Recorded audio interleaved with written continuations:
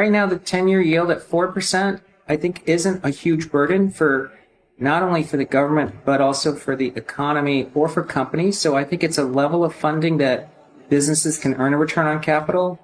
And then as we think about 2026, there's a lot to be excited about. We have deregulation coming. We have the tariff debacle behind us. We have tax cuts possibly.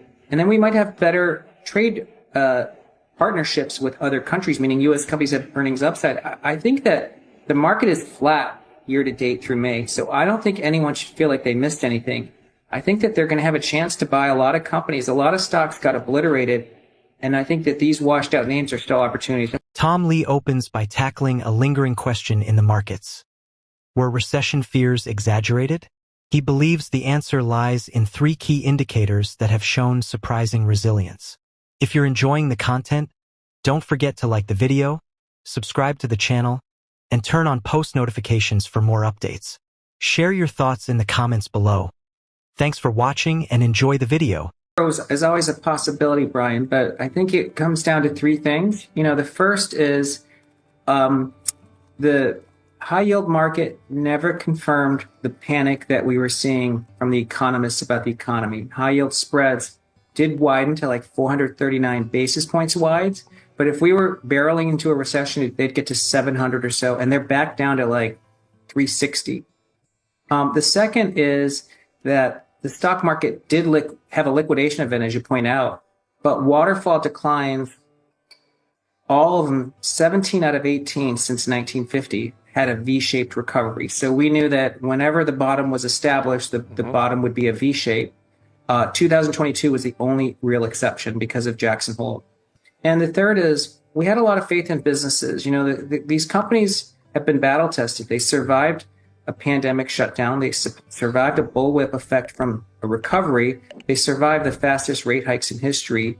So I think that businesses really should get credit, and they've delivered earnings even for Q1 and for guidance that have been way better given the Armageddon that we expected. So I think those 3 things are the reasons we sort of told our clients to kind of buckle down and even add exposure. Yeah, I mean, there's a couple of factors at work. We were highlighting it during the tariff dislocation, but we know that the equity professional universe of investors, looking at political surveys, more than 60% are Democratic leaning. So their interpretation of the actions of the White House was half empty. So we saw an exaggerated move in equities relative to the bond market, where in the bond market it actually is flipped. In the fixed income world, 60% of bond managers are registered Republicans. And so that's why I think you get better signal, at least in this instance, from what the bond market was doing. And the second is, of course, something people have talked about is the 10 best days. We were highlighting this multiple times that if you excluded 10 best days of 2023 or the 10 best days of 2024, the S&P only returned 3% a year each of those years. So you need to stay in the market, as you point out, in order to get the 20% gains. And I think this year is another example of people rage sold at 48.35, and now they're buying in today. They missed 1,000 points or 20 percentage points of a gain in 2025. Yeah, I've got a couple pieces of advice. I mean, right now, the 10-year yield at 4%, I think isn't a huge burden for not only for the government, but also for the economy or for companies. So I think it's a level of funding that businesses can earn a return on capital. And then as we think about 2026, there's a lot to be excited about. We have deregulation coming. We have the tariff debacle behind us. We have tax cuts possibly. And then we might have better trade partnerships with other countries, meaning U.S. companies have earnings upside. I think that the market is flat year to date through May. So I don't think anyone should feel like they missed anything. I think that they're going to have a chance to buy a lot of companies. A lot of stocks got obliterated. And I think that these washed out names are still opportunities. And we talk about it with our clients, whether it's Tesla or the Mag 7 or the small caps, there's many opportunities still. Ultimately, what we see is the evolution of Bitcoin from being sort of a tech asset tied to the Mag 7 or tied to the NASDAQ to something that's more akin to digital gold. And as that starts to happen, and I predict that will happen as wallets expand. Let's say there's roughly 300 million or so wallets for Bitcoin right now. Imagine a world where there's a billion wallets, a billion holders. The volatility should dampen. That happened in Microsoft. That happened in things like Google over a 20-year period of time.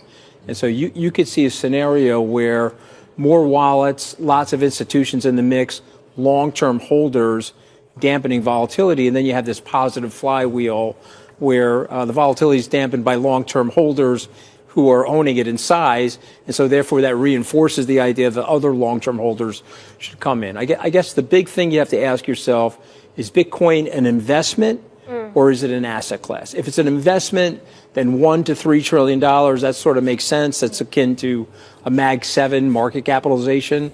But if it's an asset class, then it should trade to closer to where gold is. And I think gold's, I don't know, $22, $23 trillion right now. I would focus on Solana for right now because you have an ETF out there, SolQ, SOLQ.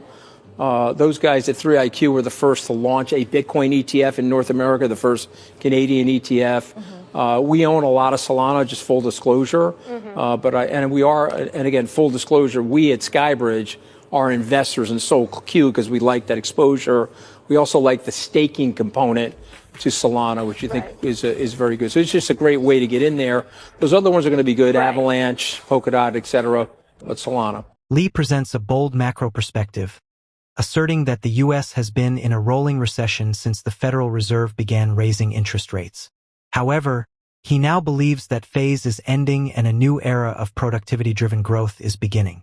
As evidence, he points to the FDA and the Center for Biologics Evaluation and Research, which are now using generative AI to analyze clinical studies in minutes rather than days, highlighting how AI is dramatically enhancing efficiency across both public and private sectors.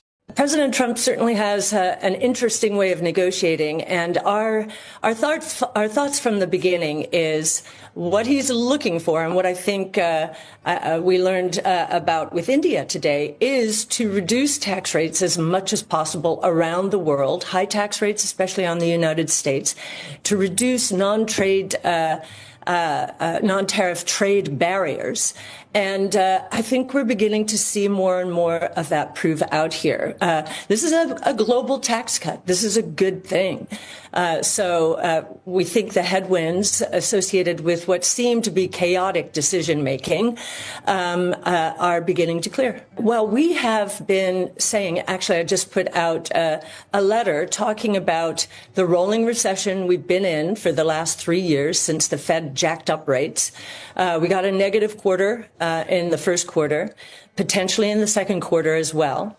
And I think more and more people are getting concerned about an extended recession and amid all the uncertainty. We actually think we're at the end of this rolling recession and that we are moving into a period after all of this uncertainty of much greater productivity.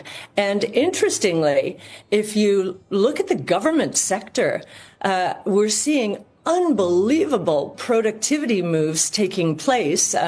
There's a video out there between the FDA, the new head of the FDA, and the new head of CBER, and they're talking about generative AI in reviewing studies, medical trials that cut work from days to minutes. So there's a lot of productivity, I think, evolving in the ecosystem. I think companies are now enterprises. We see from Palantir that this is now a strategic decision for companies. So I think we're going to see a lot more productivity-driven growth, which means inflation is going to be much lower than expected, which is going to be very capital-friendly. We have always had a 2030 target, the base case in the 700 to 750,000 range, the bull case in the $1.5 million range.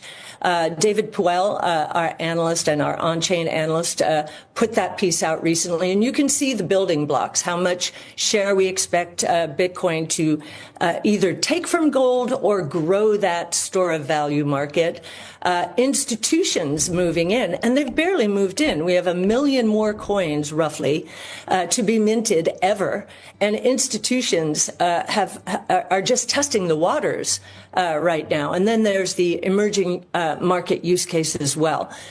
So we think we have miles to go, yes. As we have put out there, our target in 5 years, so 2030 again, is $2,600. And our confidence in that number has gone up now that Tesla is commercializing robotaxis in August, in June. What we don't have in that number, and what is happening faster than we expected, and as you know, we're very focused on learning curves and how quickly new technologies are going to evolve. Humanoid robots. And Elon has been talking about that market being bigger ultimately than the robotaxi market. And he talks about Tesla being number one globally when it comes to humanoid robots, and also says that China is number 2 to 10. So we have to get moving on that score as well. We think that's a $26 trillion revenue opportunity split between home and industrial in the next 5 to 10 years. It's going to be a huge market. And the reason Tesla is ahead of the game is we're talking about the three platforms it's already innovating on. Robots, robotaxis are robots, energy storage, they will be electric, and AI. Those are the 3 technologies in the humanoid robot movement as well. Tom Lee makes one thing abundantly clear. We're still in the early stages of a long-term bull market.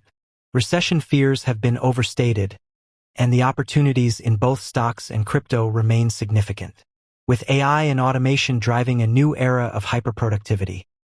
Likely keeping inflation low and boosting earnings, the conditions are ripe for growth. Whether you're investing in Bitcoin, Solana, small caps, or tech, now is the time to stay committed, not step aside. Waiting for certainty could mean missing the breakout entirely. If you're enjoying the content, don't forget to like the video, subscribe to the channel, and turn on post notifications for more updates. Share your thoughts in the comments below. Thanks for watching and enjoy the video.